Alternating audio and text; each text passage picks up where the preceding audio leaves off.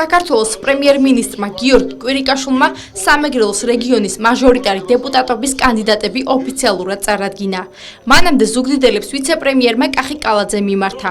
თავისუფლების მოედანზე შეკრებილი მოსახლეობისთვის ცნობილი გახდა, რომ ქალაქ ზუგდიდის მაჟორიტარი დეპუტატობის კანდიდატი ქალაქის საკრებულოს თავმჯდომარე მერაბ ქვარაიაა. მუნიციპალიტეტის კი რაიონის გამგებელი ედიშერ თოლორაია. პრემიერმა ასევე სამეგრელოს სხვა მუნიციპალიტეტების მაჟორიტარი კანდიდატებიც დაასახელა. მარტვილი აბაშის მუნიციპალიტეტები, სოფლის მეურნეობის მინისტრი ოთარ დანელია, წალენჯიხა ჩხოროწყუ, წალენჯიხის მუნიციპალიტეტის გამგებელი გოგა გულორდავა, სენაკის სახელმწიფო უსაფრთხოების სამსახურის ანალიტიკური დეპარტამენტის უფროსი ირაკლი ბერაია, ქალაქი ფოთი ბიზნესმენი ირაკლი ხახუბია, ხობის მუნიციპალიტეტი გოდერძი ბუკია.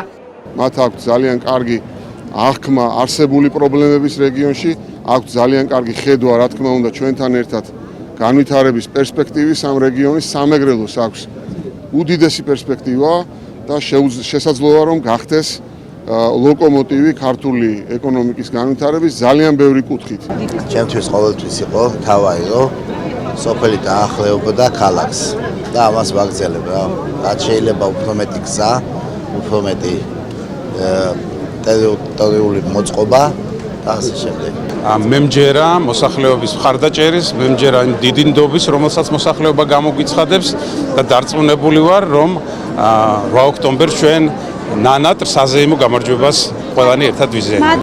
კანდიდატების წარდგენამდე ანსამბლ 7 კაცას კონცერტი გაიმართა. მანამდე კი დილის 9 საათიდან ქალაქში ცენტრალური გზები გადაიკეტა, რაც ადგილობრივების უკმაყოფილების მიზეზი გახდა. პრობლემა როგორ არ არის? პრობლემის მეტი რა არის? დილიდან არის ხო მე მგონი როგორ გადაიკეტა. დიახ, დილიდან არის. დილიდან რა საჭირო იყო ასეთი ფორმის მიცემა. 7 საათზე მონიძება და დილიდან რო გადააკეთე. დროში მივიწვით. იმ შემთხვევაში. დროში. რომ 2 საათამდე მუშაობენ ბანკები და ახლა იქიდან აქამდე მოსვლა საქართველოა. სად გამოვედი ახლა ტაქსში, მე ინვალიდი ვარ, ხო ხედავ და იქით ამ სიშორეში წამოვედი, ცუდია. გაიყოთ გზა დილიდან მე დაგედონე. არასტორია ჩემი აზრით, რა ვიცი ახლა ჯერ გზები გადაგედილია და პრობლემა თავისთავად იქნება რა. ქართული ოცნების მაჟორიტარი დეპუტატები თავისუფლების მოედანზე საღამოს 8 საათზე წარადგინეს.